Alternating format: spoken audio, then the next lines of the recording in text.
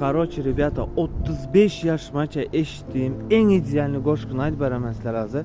Qoşqa Azərbaycanca, pожалуйста, məni podдержать etmək üçün podpisat edib yorumlarda öz düşüncənizləri aydınlar mənim üçün o kim vacını. Tayar olsanızlar gittik. Mərhəmət duygusu səndə yoxsa, tuttuğun orucun nə manası var?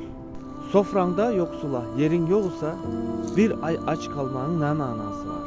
Terezin çekide eğri çekerse, dilin zehir gibi kalp incidirse, elin rüşvet alıp rüşvet verirse, kıldığın namazın ne manası var? Yalandan and içip alvar edenler, avrattan havarsız eğri edenler, haksızdan pul alıp haklı edenler, o haca gitmeyin ne manası var? Haram pullarıyla villa dikenler, yetimin hakkını bölüp yiyenler, şer atıp birini behbat edenler, ölende Yasin'in ne manası var? Namaz da, oruç da, hesap da kardeş. Vicdanlı olmak istirdi kardeş, asıl insan olmak lazımdı kardeş. Amelsiz Kur'an'ın ne manası var? Спасибо, дорогие братья, пожалуйста, подпишитесь и напишите в комментариях свое мнение Azərbaycanca ve mənim 35 yaşmaça eşitdiyim en idealini qoşqulardan bir təsini oxadım sizlərə. Спасибо большое.